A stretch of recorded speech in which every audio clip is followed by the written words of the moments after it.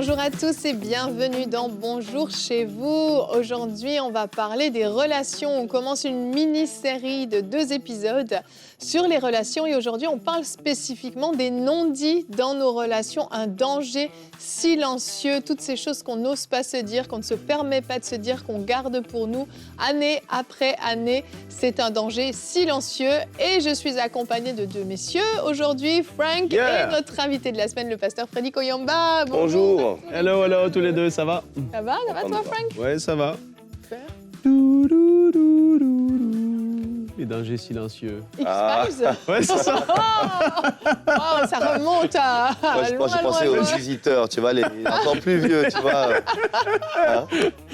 Non, quand t'as dit les dangers envahisseurs. silencieux, Ouais, là, ça fait ça un faisait peu- eerie un vrai peu que en ça fait un anglais. peu Ouais, peur. c'est ça. Ouais. Les envahisseurs. Ouais, c'est vrai que c'est un danger silencieux parce Ouais. que quand ça pète, ça fait mal. C'est un bon thème quand même. Oui, c'est un très bon thème. Et Eh ouais. Pasteur Freddy, tu vas faire une rubrique couple et relations Oui. sur, alors j'aime ton titre, les invariants de la dégradation Ouais, C'est un relationnelle. grand Et c'est- titre, hein. Invariant, ça fait grand, mais ça va être très simple, vous allez comprendre tout de suite.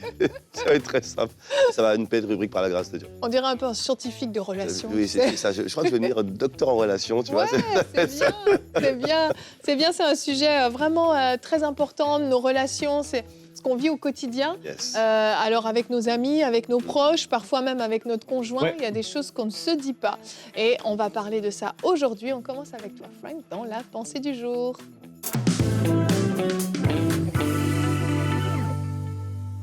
Et ouais, on parle de relations. Et en effet, on a tendance à super ou supra-spiritualiser toutes les choses dans la vie, mais alors que, justement, l'aspect relationnel au travail, différents niveaux de la vie, c'est naturel, j'ai envie de le dire comme ça. Le Seigneur veut nous aider, c'est certain. Il y a des principes bibliques, c'est très important et tout ça. Mais il faut en parler, franchement, parce que ça touche tout le monde, enfant de Dieu ou pas, peu importe la relation que tu peux avoir avec des gens au travail, voilà. Les non-dits peuvent être là et c'est terrible parce qu'un non-dit, en fait, c'est là, tu sens que c'est dans l'air. Il y a quelque chose qui n'est pas dit. Et c'est bizarre. Je ne vais pas refaire ma musique du début, mais c'est bizarre un peu. Et tu sais que c'est là. Et donc, au travail, il y a un équipier qui fait toujours la même chose et ça irrite tout le monde, mais personne n'en parle. Waouh. Ah. Ah, voilà, ça arrive. Et là, vous vous dites, ah ouais, lui, elle, Au travail, ça peut être ça. Dans une relation amicale, ton ami est allé trop loin et tu as été blessé par ses propos. Il y a quelque chose qui a été dit. C'est allé trop loin, même si tu es un ami super proche. Ça laisse une marque et une blessure qui peut sembler toute petite au début, mais qui, à la longue, ce mensonge peut-être, ou cette chose qui t'a été dit, même si c'était pas un mensonge, peut-être que c'est la vérité, mais ça le crée une blessure qui devient comme une montagne et tu n'en parles pas, tu restes silencieux. Dans le couple, ça peut être, il y a un désaccord, et puis les deux sont partis, l'homme et la femme, ils vont se séparer 2-3 heures, aller prendre un peu d'air, l'autre va au magasin, l'autre va marcher, puis ils reviennent, et puis ils veulent reprendre la vie comme si de rien n'était. Mais tu le sais que c'est là et ça plane, et tu essaies d'en parler, mais dans ta tête, ça tourne. Il a dit ça, elle a dit ça. En fait, c'est comme l'éléphant dans la pièce. Oui. C'est gros, des fois ça pue, et tout le monde sait que c'est là, mais c'est comme si on l'ignore. Mais là, aujourd'hui, il faut aller à un autre stade. Je veux t'encourager à grandir et aller à un autre niveau, même si ça va te demander de sortir de ta zone de confort. Parce que des personnes, et j'ai envie de le dire comme ça, qui sont un peu plus introverties, qui vont avoir de la difficulté avec la confrontation. On va en parler plus tard dans l'émission aussi. Mais il y a des personnalités qui ont de la misère à pouvoir être francs ou peut-être par comment tu as été élevé ou comment tu as grandi. Tu as vu toujours des non-dits être là. Les gens étaient frustrés dans les familles et depuis des générations parfois des choses. Et puis ça n'a jamais été adressé au lieu de juste dire « Hey, est-ce qu'on peut en parler? » Tout le monde sait que c'est là. Tout le monde sait qu'il est arrivé ça, là, entre oncles et tantes, choses, ou entre cousins et cousines. Tout le monde sait que c'est arrivé. Pourquoi on n'en parle pas?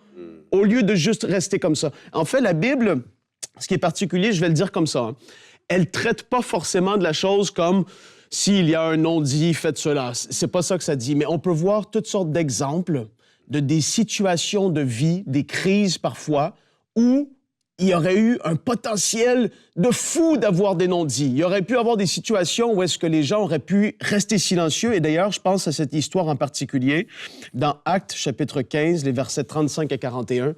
Je termine la pensée avec ce passage super intéressant. Paul et Barnabas restèrent à Antioche, continuant avec beaucoup d'autres à enseigner et à annoncer la parole du Seigneur. Paul et Barnabas faisaient le ministère ensemble. Après quelque temps, Paul dit à Barnabas, « Partons refaire le tour de toutes les villes où nous avons annoncé la parole du Seigneur et rendons visite aux frères pour voir ce qu'ils deviennent. Allons voir le fruit qu'ils portent. » quoi. C'est un peu comme ça au verset 37. Mais Barnabas voulait amener avec lui Jean, appelé aussi Marc. Et Paul estimait qu'il ne convenait pas de prendre avec eux celui qui les avait abandonnés en Pamphylie et qu'il les avait pas accompagnés dans leur œuvre. Leur désaccord fut si profond qu'ils se séparèrent. Deux frères, deux hommes de Dieu, des gens matures dans la foi, qui enseignaient les choses profondes de l'Esprit. Ils ont un désaccord qui est si profond qu'ils se sont séparés. Il aurait pu avoir tellement de choses. On ne sait pas dans l'immédiat qu'est-ce qui s'est passé. Mais certainement qu'il aurait pu avoir des non-dits qui étaient là. Comment ça s'est fait, je ne sais pas. Mais il y a un potentiel pour des non-dits qui est énorme. Et je pense non seulement à eux, mais je vous le dis à tous les deux, 12 gars ensemble, les 12 disciples, avec Jésus pendant 3 ans et demi, voyant 3 qui étaient plus près du Seigneur que les autres. J'imagine. Comment est-ce qu'il y en avait? Ils voyaient les 3 partir avec le Seigneur et là, ils restaient au campement. Un allait chercher du bois, l'autre faisait le feu, l'autre faisait... Et là, tu dis, mais Pierre, Jacques et Jean, ils sont partis encore avec le Seigneur. Ah, les non-dits qu'il aurait pu avoir. Mais c'est des circonstances qui sont là. Bon, j'ai des solutions, mais on va en parler dans la discussion. Des pistes de solutions. Merci, Frank. Je te sens passionné par... mais c'est cool, le sujet est agréable. Vraiment, vraiment. Ouais. Et la Bible en parle, et parle même spécifiquement des non-dits. J'ai réussi à trouver un verset qui en parle. Vas-y.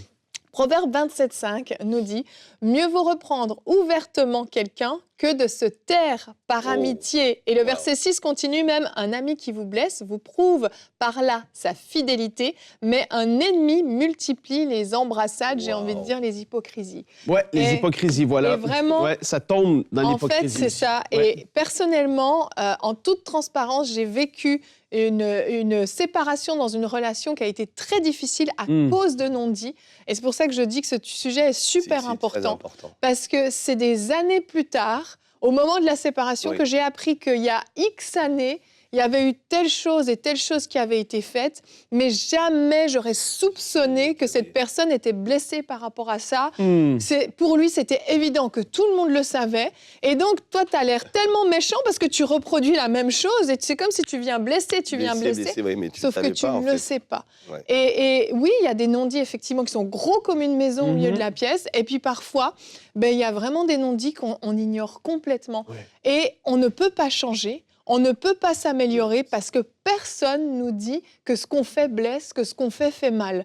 Et donc, on continue à le faire de manière complètement innocente, sans aucune méchanceté, mais on a l'air d'être le gros méchant. J'aime beaucoup ce verset-là où on parle d'amitié. Parce qu'en fait, un véritable ami, il doit te dire les choses. Si on est amis, je te dis, voilà, quand ça va pas, quand ça va bien, je te dis les choses. Et sous prétexte de ne pas vouloir blesser, de ne pas vouloir déranger, de ne pas vouloir faire du mal, alors je dis rien, mais en fait, je fais encore plus de mal en réalité. Mais ce qui se passe, c'est que je vais commencer dans un mécanisme où je vais imaginer que l'autre, en fait, m'a fait exprès de me faire du mal, mais je n'ai pas parlé, tu l'as pas exprimé. Et c'est ainsi qu'on a certains, au bout d'un moment, comme tu dis, qui explosent. Je dis, mais ça sort d'où? Je comprends pas. Mais pourquoi tu réagis comme ça? Parce qu'on ne parle pas. Mais il faut apprendre à dire les choses comme elles sont. Moi, je crois qu'on peut tous dire avec amour et respect. Oui. J'ai amour et respect pour tout te dire, mais ne rien garder pour moi sous prétexte que je veux pas. Je l'entends tellement dans l'église. Aujourd'hui, quand je parle d'église, je parle de l'église de manière générale. Mais pourquoi tu n'en as pas parlé? Je voulais pas déranger, je voulais pas gêner, et puis ils le savaient déjà. Je lui dis, comment ils le savent? On n'est pas le Saint-Esprit. Il n'y a qu'un seul Saint-Esprit qui habite en nous, certes, mais même Paul, il dit, j'entends dire parmi vous qu'il y a, ça veut dire qu'il y a des choses qui lui étaient retransmises par des bien-aimés. Donc apprenons à me dire les choses comme elles sont. Vraiment, puis bien sûr, il y a une façon de le dire, et on a déjà même fait une émission, comment dire la vérité sans blesser, parce qu'il y a une façon de le dire, on le fait bien, on le fait pas pour blesser. Mais le fait de ne pas dire les choses empêche en fait la relation d'atteindre un certain niveau aussi. On va stagner dans la relation. On ne pourra pas aller plus loin. Il y aura quelque chose qui bloque. Et en fait, toi, des fois, tu te dis, mais j'aimerais développer cette relation. Je ne comprends pas. On n'arrive pas à être plus intime, à aller plus loin. Et il y a quelque chose qui bloque. Et en fait, il y a un non-dit. Mais on ne le sait pas. C'est quelque chose qui va limiter la relation et qui est cette bombe à retardement ou ce danger silencieux parce qu'à un moment donné, comme je disais, ça va exploser. Oui. Tantôt, j'ai parlé du fait d'être des fois introverti ou pas aimer la confrontation. Parce que c'est comme si on est dans un monde chrétien, là. Ouais, Il faut pas... Oui, il faut être nounours un peu les uns avec les autres. Il faut être gentil, doux. On dit pas des choses qui peuvent être... Et en fait, quand tu dis, mais non, on est appelé à, en effet, se dire la vérité, il y a cet aspect-là de devoir passer par-dessus le sentiment que ça va être désagréable. Oui. Oui. Parce que c'est désagréable. Complètement. Je me rappelle d'une des premières fois dans le passé, mais c'était arrivé. C'était Michael et moi. Mais là, je recule il y a 10 ans et plus. Là. Ça faisait longtemps que je commençais à travailler ensemble et tout. Et il est arrivé un truc. Et j'étais à mon poste. Et là, je me suis dit... Ah non, mais ça te gruge, en fait. C'est énervant quand tu vis un truc et que la situation n'est pas réglée ou adressée. En fait, moi, j'ai de la difficulté parce que tu t'es mal. Tu es dans ton lit le soir, ta conscience n'est pas tranquille. Tu te dis, mais moi, je vis comme ça le truc. Et donc, je préfère le dire. Moi, personnellement, être assez rapide pour... Et donc, je me rappelle, j'avais dit, Michael, il faut parler. Je ne vais pas continuer comme ça. Il faut qu'on... Là, il est arrivé ça, etc. Et on parle. Et là, on a fait, wow!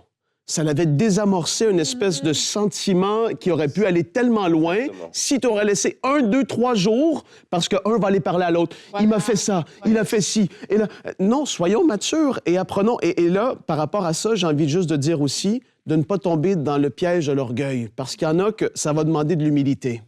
Et c'est pas agréable. Non. C'est vrai. Parce que tu vas devoir parfois t'humilier parce qu'il est arrivé telle chose, on va en parler si un non-dit, mais je vais te demander pardon aussi. Yes. Et là, quand il y a besoin d'avoir ça qui soit fait, pour certains, c'est si tu penses que je vais aller devant cette personne parce qu'au travail, elle est en dessous de moi, parce que moi, je suis telle personne avec le titre, parce que je suis... Non, un moment. Est-ce qu'on peut juste être comme Jésus? Est-ce qu'on peut juste avoir les mêmes sentiments qui étaient en lui, en nous, et se laisser façonné par l'Esprit, parce qu'à travers des situations comme ça, l'Esprit façonne et travaille et nous amène, en effet, à grandir même dans l'humilité et dans le savoir-être avec les autres, à être un modèle en toutes choses, en parole, en action, etc. C'est des situations parfois qui arrivent, mais qu'on va grandir à travers, même si ça semble bizarre de le dire comme ça. Mais là, aujourd'hui, j'ai envie de dire, il y en a qui ça fait des années. Et dans le couple, c'est compliqué. Et le Seigneur te dit, mais tu vas devoir t'humilier. Parce qu'il y a eu une coquille, comme une carapace qui s'est formée. Il y a une dureté un vis-à-vis de l'autre. Et on vit ensemble juste parce qu'on est mariés. Mais là, il va falloir briser un peu ce cycle destructeur qui est là parce que le diable travaille à travers des non-dits. Seigneur, je te remercie de ce que tu vas mettre à la lumière les choses du passé. Mando Bresieto. Tu vas mettre à la lumière les non-dits du passé. Seigneur. Les choses que le diable a voulu utiliser pour détruire des relations. On veut prier qu'il y ait une grâce qui descende maintenant sur nos frères et nos sœurs, qu'il puisse y avoir une humilité, Seigneur, en eux, qui se disent, je vais considérer l'autre, je vais me rabaisser et je vais pas considérer l'autre comme étant trop supérieur ou non, je vais aller vers cette personne, je vais parler, adresser la chose. Seigneur, merci pour ton œuvre et l'action que tu fais. On prie qu'il puisse y avoir des réconciliations après cette émission.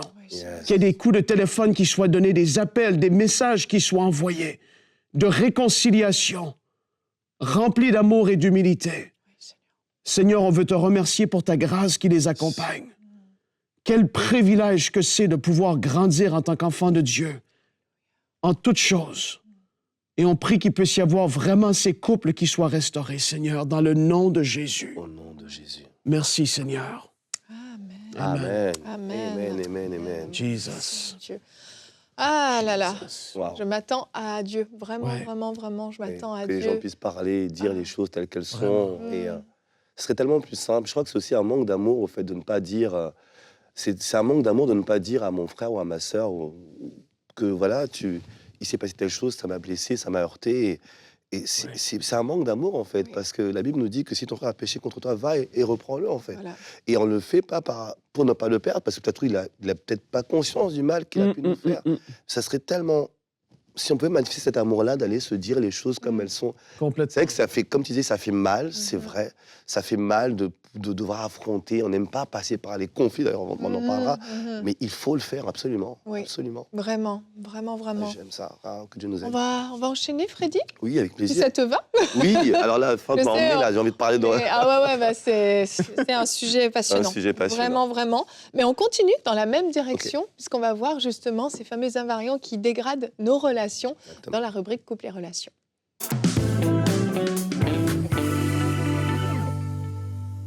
Quand nous parlons d'un variant de la dégradation relationnelle, on parle de ces éléments incontournables qui reviennent et qui sont systématiques dans une relation et qui la dégradent, qui l'amènent à se dégrader vers des conflits, des querelles, des disputes, des noms d'oiseaux, des choses qu'on ne veut pas, en fait, et on s'y retrouve.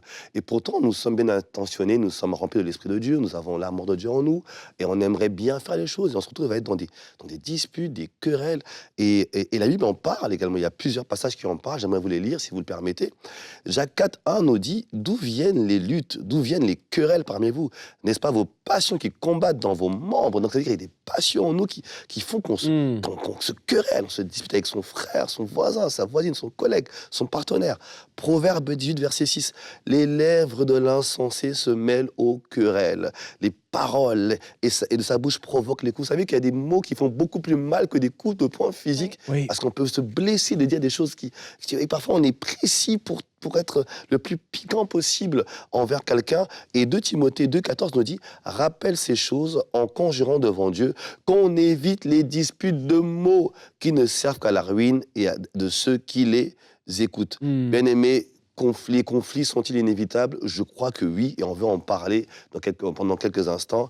Les conflits sont inévitables. Quand on parle de conflit, on parle de conflictus. En latin, c'est conflictus, ça veut dire avec des heurts. On parle de relations qui ont des chocs, vous voyez, des heurts. Ça a du mal à glisser, ça passe pas. Mais ça arrive systématiquement quand il y a 3 éléments essentiels. Je vous raconte une histoire.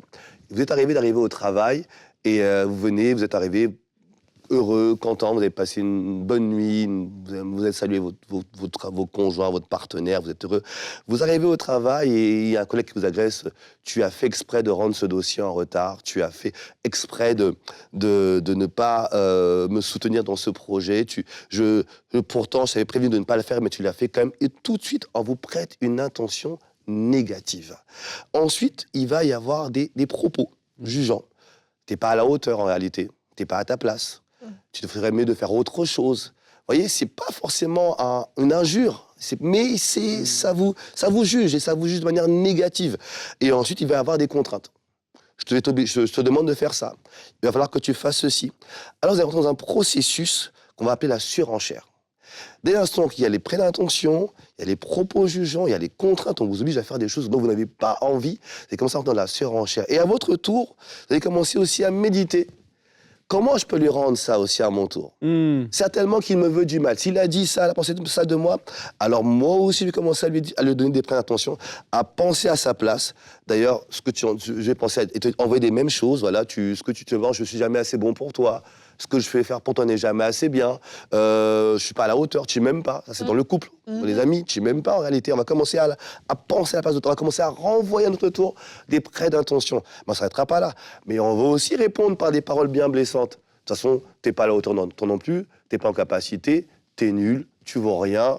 Qu'est-ce que je fais avec toi? Et là, on va commencer et on fait de la surenchère. Et après, à son tour, on va prêter des contraintes. On va obliger l'autre à faire des choses dont il n'a pas envie. C'est ainsi qu'on rentre dans un processus de surenchère et on va s'envoyer des pics les uns après les autres. Et là, la relation se dégrade et on arrive à un point. J'ai beaucoup aimé l'exemple que donnait tout à l'heure Franck quand il parlait de Paul et de Barnabas.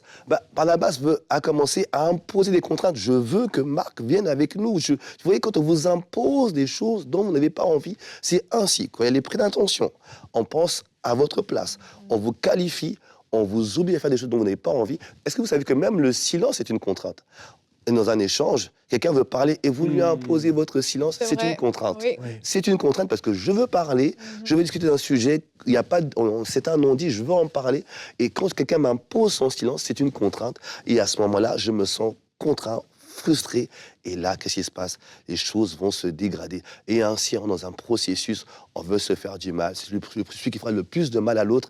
Et là, ça se dégrade. C'est vrai dans le couple, c'est vrai entre collègues, c'est vrai entre amis, entre voisins. C'est vrai. Vous allez voir, dès que ces 3 éléments, ça va se dégrader. Mais j'aimerais aller plus loin. La vérité, c'est que s'il n'y avait pas un conflit à l'intérieur de vous, vous ne réagiriez pas et on aurait pu éviter le conflit. Pourquoi? Jésus-Christ a dit, la Bible dit de Jésus-Christ, que insulter, il ne répondait mot. Ça veut dire que je peux aussi ne pas répondre auprès d'intention. Je peux aussi ne pas répondre à ce qu'on dit de moi. Parce que je sais qui je suis, je sais que je sais ce que je veux, on peut me qualifier de ce que je veux. Et si je ne réponds pas, ça prouve que tout va bien en moi, il n'y a pas de souci, il n'y aura pas de conflit, parce que les deux ne seront pas en opposition. Mais en réalité, on répond et on renvoie parce qu'en soi, il y a un conflit qu'on appelle le conflit interne. Vous réagissez pour plusieurs raisons. En vous, il y a des remords. Il y a des remords, c'est tout ce que vous regrettez, la culpabilité, qui fait qu'en sorte que les paroles qu'on vous envoie vous renvoient à vos situations, à ce que vous n'avez pas traité en vous-même, et vous font réagir, et vous font répondre, et renvoyer des mauvaises paroles. En vous, il y a de la rancune. Alors, vous, pas vous forcément, mais quelqu'un qui réagit à ça, c'est qu'il y a de la rancune. Ça veut dire qu'il y a des offenses que j'ai accumulées, et je n'en ai jamais parler. Je ne l'ai jamais exposé, c'est de la rancune, et j'en veux à quelqu'un, et j'en veux à une personne ou à une situation, et en fait, je n'ai pas lâché, il y a un manque de pardon là, je ne l'ai pas traité, j'ai beaucoup aimé ce qu'on est en train de dire. On doit exprimer les offenses qu'on reçoit. Et quand je ne parle pas, ça devient une rancune, et j'en veux à quelqu'un. Alors dès qu'il me dit quelque chose, tout de suite, je l'interprète de manière négative, et je lui renvoie des choses encore plus dures. Et ensuite, il y a ce qu'on appelle également dans nos cœurs de la rancœur. Vous savez, c'est quand vous en voulez à tout le monde. Il y en a qui sont comme ça. Ils en veulent le monde entier. Tout le monde, personne ne m'aime. Je suis sûr que vous avez juste ce genre de collègue ou de quelqu'un dans la famille. Dès qu'il arrive la moindre parole, alors tout de suite c'est contre moi. Qu'est-ce que j'ai fait? Vous m'aimez pas? Mais t'es pas seul au monde, en fait. Il n'y a pas que toi. Et il y en a toujours quelqu'un qui en veut à la terre entière. J'aimerais bien prendre une petite image pour vous illustrer ce genre de personne. C'est une blague que quelqu'un fait à son père. Son père était un barbu, alors le papa d'or, il lui met un bout de fromage, le Munster, un fromage qui sent bien fort, tu vois. Et le papa, il se lève et dit, mais ça sent mauvais dans la chambre, je comprends pas. Alors après, il va dans son salon et dit, mais ça sent mauvais au salon. Et puis, il sort on va dire qu'il y a quelqu'un de Bromont, il sort à Bromont, dans le Bel Air canadien, il dit, mais le monde sent mauvais, le monde pue. Mais en fait, non, le monde ne pue pas. Vous avez un problème qu'il faut régler. Vous avez de la rancœur en vous. Débarrassez-vous-en. Et quand on ne traite pas ça, eh ben, on va en vouloir à la terre entière. La vérité, vous réagissez aux mauvaises paroles, aux prises d'intention et aux contraintes parce qu'en vous, il y a un conflit. Si vous le régliez, vous ne réagiriez pas, et l'autre serait tout penaud devant vous, ben finalement, il ne réagit pas, et ben on avancerait, on essaierait de trouver une solution. Mais j'ai quelques solutions que j'aimerais vous partager pour sortir des situations conflictuelles. On n'aime pas ça, c'est pas agréable, on aime bien que ce soit fluide, que ce soit cool, qu'on se parle, il n'y a pas de... Voilà, personne ne prend... Alors, à moins d'être quelqu'un qui a du Monster sur la barbe, personne n'aime les conflits, personne n'aime ça, personne. Il y a plusieurs moyens de les éviter, de ne pas y rentrer. On peut encore en parler peut-être dans la semaine, mais je vais vous parler de quelques éléments déjà, pour déjà sortir de la conflictualité, sortir. Déjà, vous prenez une initiative. Prenez une initiative et décidez d'en sortir.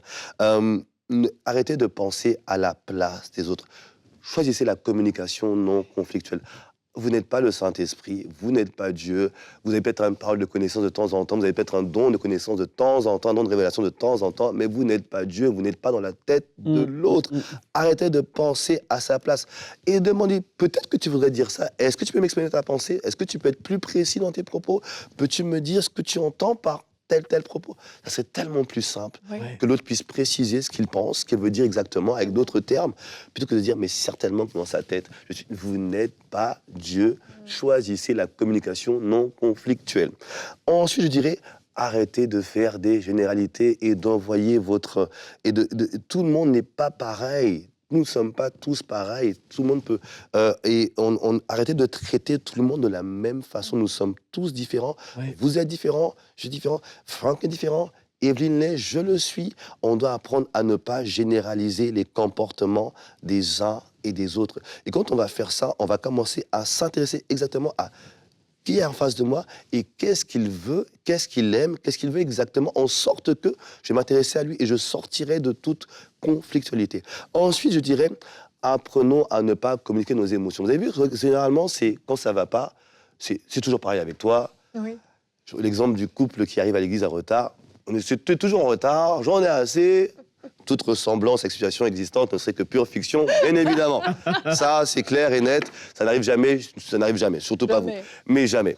Mais au lieu de dire à ta femme ou à ton conjoint, j'en ai marre, on est toujours en retard au culte, mais on n'avance pas, en fait. Apprenez à séparer vos émotions des faits. Dites à votre conjoint, tu sais, quand on arrive le culte est à 9h, on arrive à 10h10 au lieu de 9h, et ben j'ai raté la louange, j'ai raté le temps des offrandes et j'ai raté une partie de la prédication.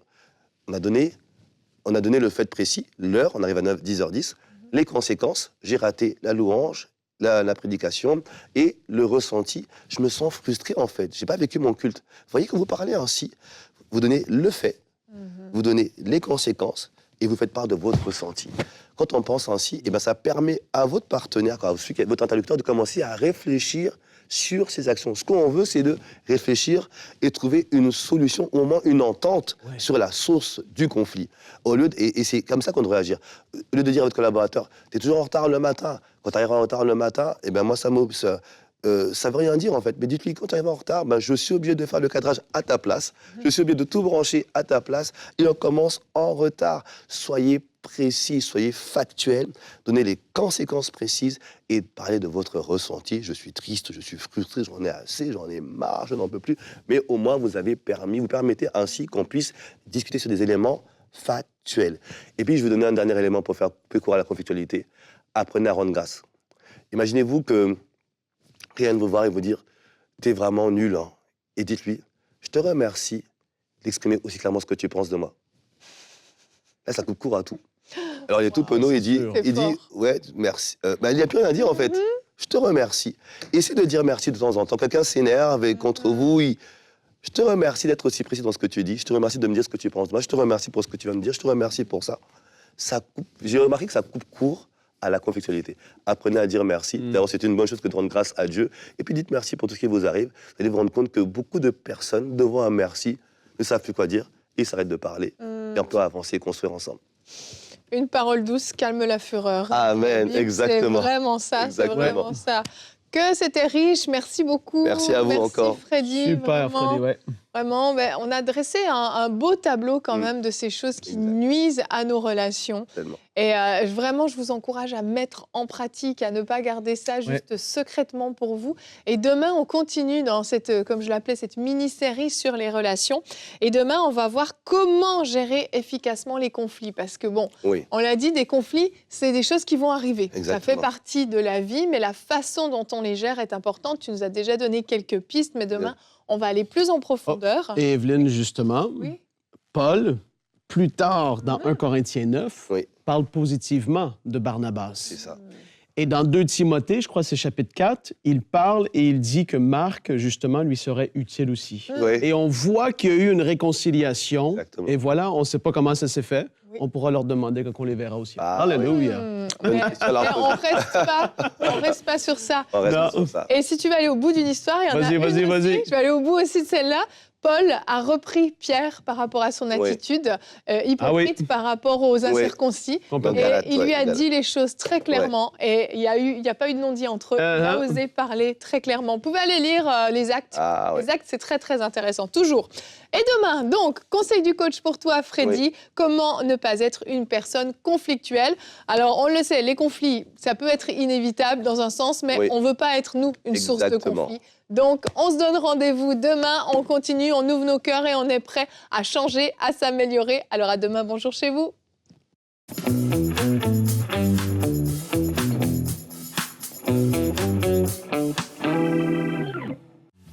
En tant que parents, vous serez d'accord avec moi qu'une de nos préoccupations majeures est que nos enfants grandissent dans le Seigneur et qu'ils soient véritablement ancrés en Christ. Mais il y a tant de tentations, tant de distractions que ce n'est pas toujours évident pour eux de le faire.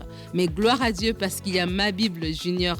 Cet outil va être une véritable révolution pour la vie de vos enfants. Elle offre des quiz, elle offre un parcours, elle offre des récompenses, des jeux, un compte animé, plein d'outils en fait pour aider vos enfants à grandir dans la foi. Je sais que moi, aujourd'hui, mes enfants sont grands, mais quand ils étaient petits, ça aurait été tellement bien d'avoir un outil tel que Ma Bible Junior. Alors, ensemble, unissons-nous pour que ce projet voie le jour, pour que vos enfants grandissent dans le Seigneur, qu'ils soient des véritables disciples de Jésus et que le monde n'ait plus d'attrait pour eux.